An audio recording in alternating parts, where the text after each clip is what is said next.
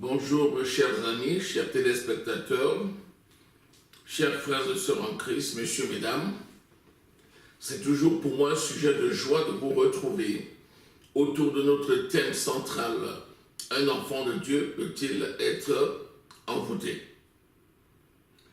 Aujourd'hui, nous allons prendre le cas des enfants par rapport à l'autorité parentale.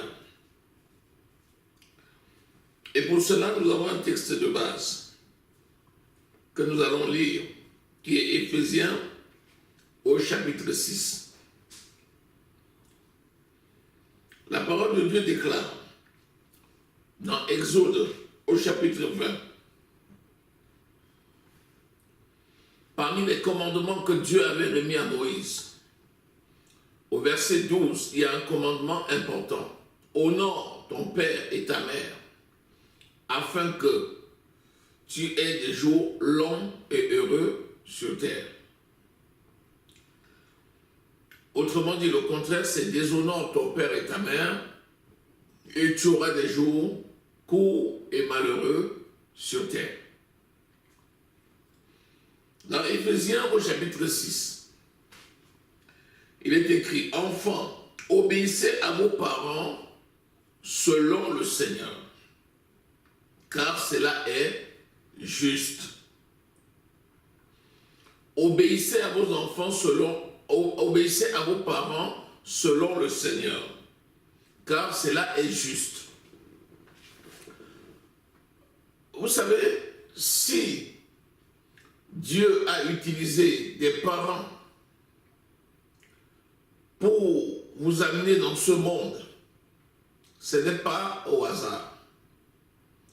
Les parents ont un rôle prépondérant à jouer dans l'éducation des enfants, et tout commence depuis la conception. Un enfant va faire au moins 9 mois dans le ventre de sa mère, avec toutes les difficultés qui se rapportent à la grossesse. Ces 9 mois de douleur, ces 9 mois de souffrance, ces 9 mois de malaise, ces 9 mois de fatigue. Et ces mois sont partagés entre les parents parce qu'ils doivent endurer, préparer l'accouchement. Un accouchement qui est douloureux. La Bible dit que lorsque la femme accouche, la présence de l'enfant va lui donner un sourire. Et ce sourire va effacer les douleurs de l'enfantement. Qu'est-ce que ça veut dire? Ça veut dire qu'un enfant, lorsqu'il naît, va réjouir le cœur des parents. Le Seigneur dit dans Deutéronome 28, je bénirai le fruit, je bénirai le fruit de ton sein. Ça veut dire que tout enfant qui naît dans les entrailles est béni. Et cette bénédiction que Dieu a prononcée, c'est pour toi. Parce que tu es le produit de l'amour entre tes parents. Un enfant est aimé de ses parents. Et donc, est une bénédiction de Dieu pour les parents. Et de même, les parents sont pour cet enfant une grande bénédiction. Et le sceptre de la famille s'agrandit. Et la joie resplendit. Et au fur et à mesure que cet enfant grandit, les parents en prennent soin, malgré son insouciance. Et les enfants rendent cela aux parents.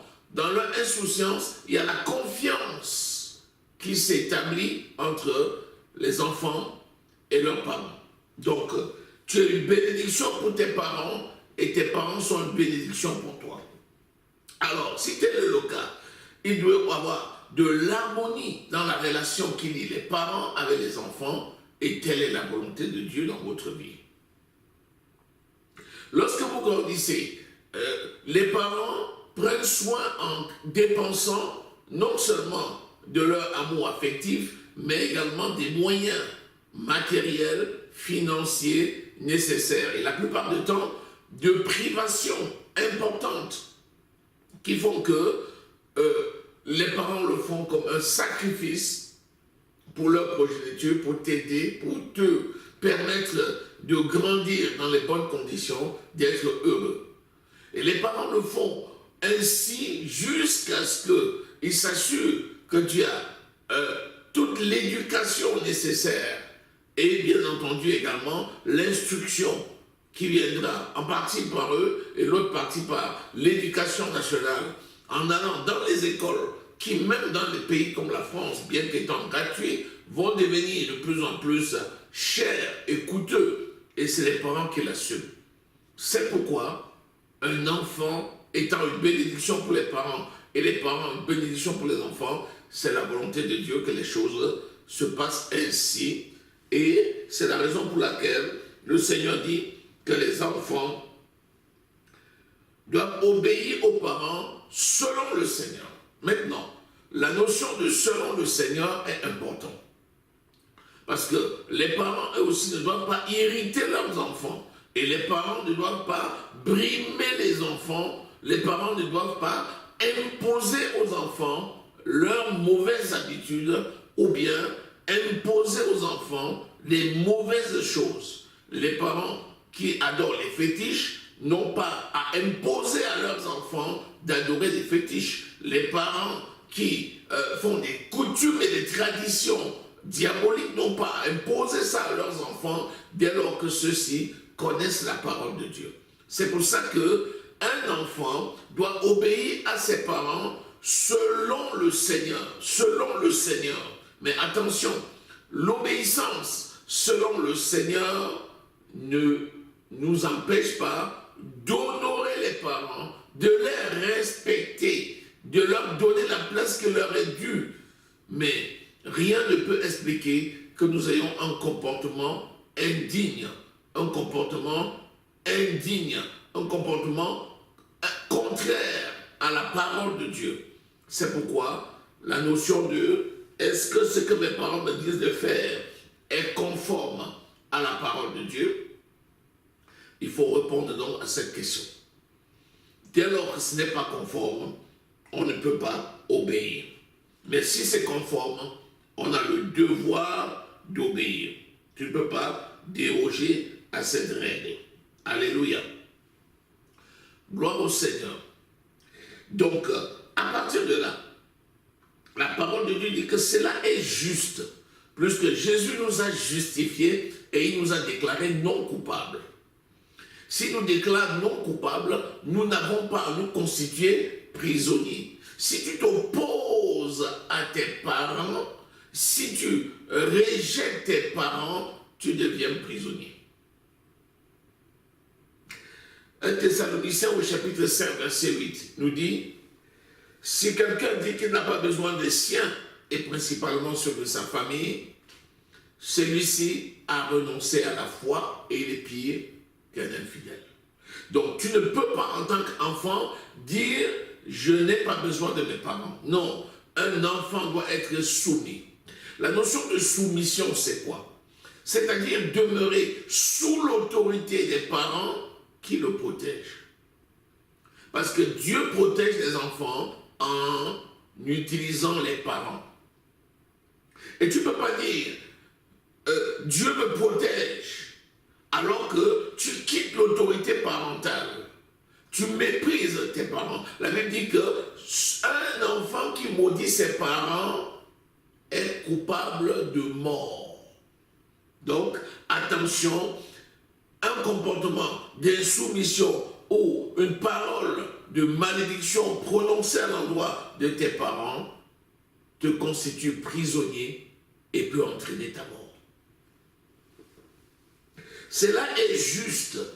Il est important de comprendre. Cela est juste. Cela est juste. Cela est juste. Alléluia. Pourquoi? Il dit, honore ton père et ta mère. Ton père et ta mère. Les deux parents doivent être honorés. Écoute les enseignements de ton père. Écoute les instructions de ta mère. Honore-les. sois soumis comme Jésus était lui-même. La Bible dit que Jésus était soumis à ses parents en toutes choses. Mais rappelez-vous, lorsqu'il est arrivé au temple et qu'il est resté, et que Marie et Joseph l'ont cherché sur le chemin sans le voir, ils sont revenus et l'ont retrouvé au temple. Ils ont dit, mon fils, que nous as-tu fait? Il a dit, pourquoi me cherchez-vous? Ne savez-vous pas que je vais m'occuper des affaires de mon père? Lorsque tu dis à tes parents que ce qu'ils te disent de faire n'est pas conforme à la volonté de Dieu, l'Esprit de Dieu va t'assister et va te justifier en sorte que tes parents comprendront ta position. C'est seul l'Esprit de Dieu qui pourra t'aider dans ce combat. Donc, il est très important que nous comprenions qu'il s'agit des deux parents. Maintenant, il y a une promesse derrière. C'est le premier commandement avec une promesse. Notre Dieu n'a pas à nous faire des promesses. Nous sommes esclaves de notre maître. Et l'esclave est heureux aux côtés de son maître. Maintenant, il y a des promesses qui sont faites. C'est presque redondant, mais c'est la vérité. Lorsque tu es soumis à ton père et à ta mère, il y a une promesse, c'est laquelle? Afin que tu sois heureux. C'est quoi le bonheur? Celui qui est heureux, c'est celui qui a le bonheur. Ça comporte quoi? Ça comporte la réussite. Si quelqu'un méprise ses parents, ça va être pour lui l'échec. Il y en a qui deviennent des grands dans ce monde et ils oublient leurs parents ou ils font souffrir leurs parents. Ils pensent qu'ils sont arrivés. Souvent, c'est la mort précoce. Souvent, c'est la mort précoce. Souvent, c'est les échecs. Souvent, il y a des domaines de votre vie où vous n'allez pas comprendre, mais ça ne va pas aller. Vous allez comprendre que vous allez devenir prisonnier dans vos propres maisons. Quelqu'un qui néglige ses parents, un homme qui néglige ses parents va devenir lui-même esclave de sa femme. Quelqu'un qui néglige ses parents va devenir esclave des autres. Il va abréger sa vie. Et sa vie va devenir courte et malheureuse sur la terre. Donc, c'est très important que nous puissions comprendre que le Seigneur nous veut heureux. Dans le heureux, il y a le bonheur. Dans le bonheur, il y a le succès. Il y a la joie. Quelqu'un qui est malade ne peut pas être heureux. Si tu obéis à tes parents, le Seigneur prend soin de toi et dit, je bénis le fruit de votre sein. Donc, il est important d'obéir pour avoir une vie longue et heureuse sur terre. Afin que tu vives longtemps sur terre. Quand on parle de la vie, les gens voient souvent la vie physique. D'accord, il y a ça. Il y a des morts prématurés. Quelqu'un qui rejette ses parents, ou qui méprise ses parents, ou qui insulte ses parents, c'est quelqu'un qui crée des conditions de mort prématurée. Et quand on dit mort prématurée, il ne s'agit pas que de la mort physique. Il s'agit de la mort dans ton mariage. Il s'agit de la mort dans ta santé. Il s'agit de la mort dans tes affaires. Il s'agit de la mort dans ta famille. Il s'agit de la mort dans tes projets. Tu vas voir que tout ce que tu fais, tout ça va avorter. Il y a un avortement perpétuel dans tout ce que tu fais. Pourquoi? Parce que tu as déshonoré tes parents. Fais très attention à ton langage. Comment tu réponds à tes parents? Quelle est ton attitude vis-à-vis des parents? Est-ce que tu es dans l'insolence? Si tu es dans l'insolence, tu n'es pas humble. Tu vas chuter du haut de ton piédestal. Attention.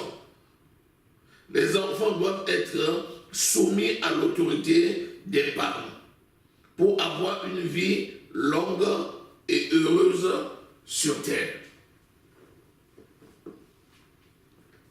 Maintenant, j'aimerais transposer la même chose au niveau des autorités spirituelles. 1 Corinthiens au chapitre 4, au verset 15. Vous pouvez avoir 10 000 maîtres. Vous n'avez cependant pas plusieurs pères. Car c'est moi qui vous ai engendré par l'évangile en Jésus-Christ. À partir de là, vous devenez mes enfants spirituels. Dès lors que je vous ai engendré par l'évangile en Jésus-Christ et que je vous nourris de la parole de Dieu. C'est quelque chose de très important. Tu es nourri de la parole de Dieu par celui qui t'a engendré. C'est moi qui t'ai prêché l'évangile. C'est moi qui t'ai baptisé. C'est moi qui t'ai nourri de la parole de Dieu. Quand nous lisons dans 1 Timothée au chapitre 1er, nous voyons que Paul parle de Timothée et il dit « Mon enfant légitime ». Tite au chapitre 1, verset 4, il dit à Tite « Mon enfant légitime dans le Seigneur ». Pourquoi? Parce qu'il les a adoptés. Et nous sommes tous des enfants d'adoption de Dieu par Jésus-Christ notre Seigneur et Sauveur. À partir de là, ton Père spirituel, c'est celui qui prend soin de toi. C'est celui qui te nourrit. Et donc, si tu méprises tes parents spirituels, si tu méprises tes parents spirituels, tu as une vie courte et malheureuse. C'est pour ça qu'on voit dans l'église des personnes qui sont malheureuses. C'est pas normal. En Christ, nous sommes dans la joie. Nous sommes dans la paix. Parce que le prince de paix habite en nous. Un enfant qui naît, le sein de la famille se réjouit. Quand tu es dans l'église se réjouit. Tu nais de nouveau. Tu es encadré par des aînés. Ensuite, les parents sont là pour te nourrir. Tu reçois le lait pur pour que tu grandisses et que tu te mettes au service de la communauté. Et c'est là où les enfants, quand tu grandis au sein d'une famille, tu dois honorer les parents. Et honorant les parents, tu honores les autres membres de la famille. C'est la seule condition qui te permet de demeurer dans la bénédiction. Autrement dit, tu te constitues à nouveau prisonnier. Et tu ouvres les portes à l'ennemi. N'oublie pas. La parole de Dieu nous dit que le diable ne dort pas. Il rôde comme un lion rugissant, cherchant qui il va dévorer. Mais toi, résiste-lui d'une foi ferme, en sachant que les mêmes contraintes sont imposées à tous vos frères dans le monde. Une notion importante pour finir. Celui qui aime bien, châtie bien. Et celui qui aime bien, éprouve. Et l'épreuve, c'est l'épreuve du temps. Les parents vont éprouver les enfants. Ce n'est pas leur faire du mal, ce n'est pas les irriter, c'est tout simplement les éprouver pour les aider. Jauger, tester la foi, tester l'amour. L'amour se teste. Tu dois être enraciné dans l'amour. Si tu n'es pas enraciné dans l'amour, on va te tester, tu vas tomber. Lorsqu'un enfant sert et aime ses parents, il se rend disponible pour leur obéir. Il les honore. Attention, attention, attention. Malachie au chapitre 3. Si je suis votre père, où est l'honneur qui m'est dû? Un fils honore son père. Donc attention, on ne choisit pas son père, on l'honore. On ne choisit pas ses parents, on les honore. Bon, voilà ce que je peux t'apporter aujourd'hui sur les malédictions en lien avec le déshonneur, avec le mépris, avec le rejet que l'on fait des parents. Si tu as compris cet enseignement, je te demande donc de reconsidérer ta voie et de reconsidérer ta relation avec tes parents. Si tu étais fâché avec tes parents, réconcilie-toi. Si tu avais insulté tes parents, repens-toi. Si tu avais rejeté tes parents, repens-toi. C'est important, c'est indispensable.